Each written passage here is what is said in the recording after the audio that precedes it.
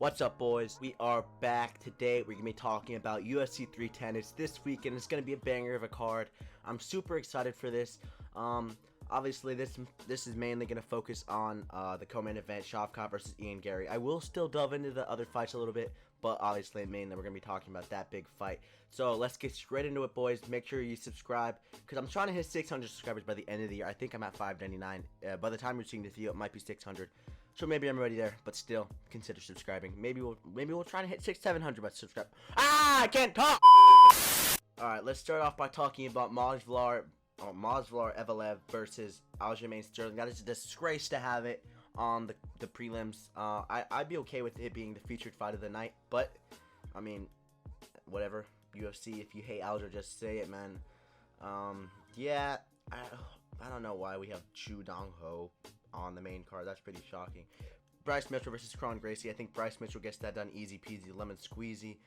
Kron Gracie shouldn't be in the UFC. He's only in the UFC because of that last name, let's be honest. Our featured fight of the night, Ciryl Gane versus Alexander Volkov. It's going to be a good fight. A lot of people don't realize that they've actually faced already. It's going to be their second fight. Ciryl Gane won the first one via, I think it was split decision. I don't really remember. But you know, it was a good fight the first time out. Ciryl Gane probably has decreased since that last fight, though. Obviously, he took time off from MMA, focused on movies for whatever reason. Got absolutely smoked by John Jones. Meanwhile, Alexander Volkov is riding a 3-fight win streak with his last win coming off the boogeyman of the division, Sergey Pavlovich. And you know, he's probably the best he's ever been in his UFC career.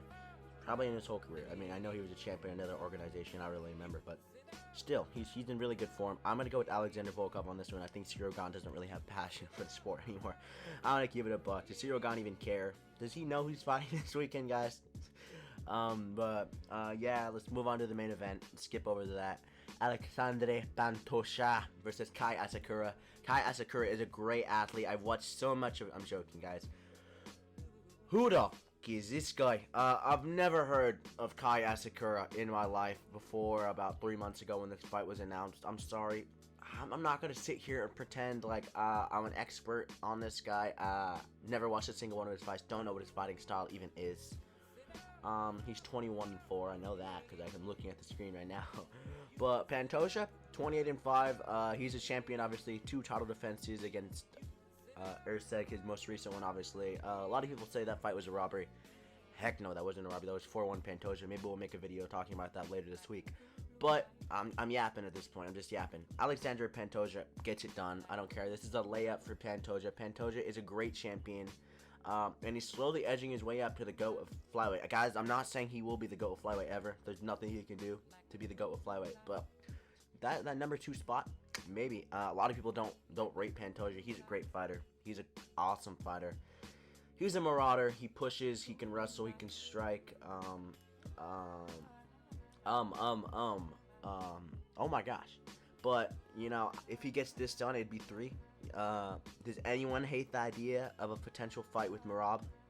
Now it would be technically Umar because we all know Umar is gonna kill Merab at 311. But, you know, whoever the bantamweight champion is at the time, I don't hate that fight. Pantoja versus Umar, Pantoja versus Merab, that sounds good to me. I think it'd be a fun fight. And yeah, man, that Alexander Pantoja is my prediction for the main event. I don't see the appeal in Kai Asakura, and I do hope Pantoja gets it done. But, yeah, now let's talk about our co-main event, a welterweight bout, Shavkot Rakhmonov. 18 finishes, 0 losses, 18 fights. I messed it up.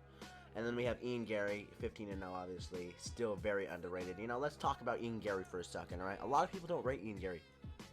Literally for what? I have no idea why people don't like Garry. Maybe because of that drama with his wife. You can separate the fighter from the person, and I won't get into that stuff, actually.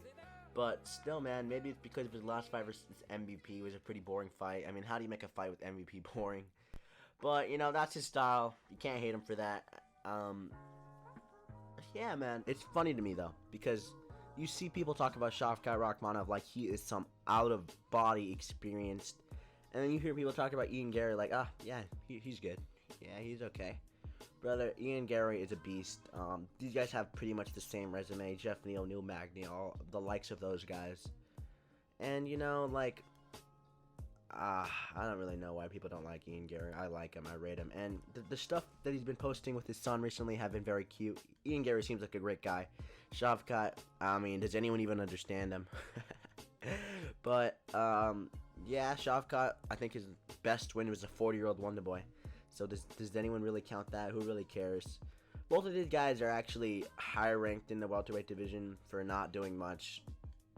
I'm excited though, because the welterweight division is gonna be great in a couple years. We're seeing the old generation slowly fade out. Usman, Gilbert Burns, Leon Edwards, kinda, and we got guys like Shavkot, Ian Garry, Sean Brady, JDM, a bunch of these talents, and the welterweight division is gonna be stacked in just a couple years when they're all trading the belt back and forth. I think this is really the start of that era. So I mean, let's talk about it. Ian Garry.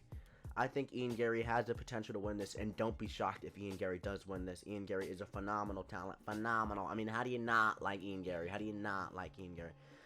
And you know, I believe Shavkot is gonna be putting Ian Garry in a lot of pressure. But if Ian Garry does not, it depends how Ian Garry takes the pressure for me. He seems very relaxed. Obviously, he's gonna have Charles Oliveira in his corner, so that'll help with the grappling. But Ian Garry seems ready going into this fight. He's been really hyped up on all of his socials. I haven't seen much from Shavkot. I think Ian Garry definitely has it to get it. Definitely has the skills to get it done. I don't know if I can doubt Shavkot though, guys. You know what? Frick it, guys. I'm actually gonna go with Ian Garry to win this fight. That might be a really unpopular opinion. I really like Ian Garry. In case you guys couldn't tell, me glazing him for this whole video. I don't know about Shavkot, dude. I can just see this fight going 5 rounds. It is 5 rounds, right? I think so. It is 5 rounds. It has to be 5 rounds. But this fight's gonna go 5 rounds. I don't see a finish for some reason. It's gonna go 5 rounds. It's gonna be a very close fight. People are gonna be saying robbery, Ian Garry. People are gonna be saying robbery, Shavkot. I got Ian Garry winning this, man. I think Ian Garry is a very he's a good grappler. Obviously, he's a good striker, and both of these guys are very well-rounded. I'll give him that actually. Shavkot just pressures a little bit more, and Ian Garry may not be as entertaining as Shavkot, but you know, he's technical. I think Charles Oliveira in his corner is actually gonna help a lot more than people think. But I mean, yeah, man, I have Ian Garry in this fight. I think Shavkot. It's hard. Cause like, there's not a lot of weaknesses in Shavkot's game. I mean, obviously he got rocked by Jeff Neal, but can I really doubt Shavkot? Can I really doubt Ian Garry? Both of these guys have never lost. Both of these guys have been somewhat chinned, but you know, we won't get too much into that. None of these guys are really known for being their power punchers. And you know, I don't know if I can really doubt Shavkot that much. Obviously, he's never lost, as well as Ian Garry.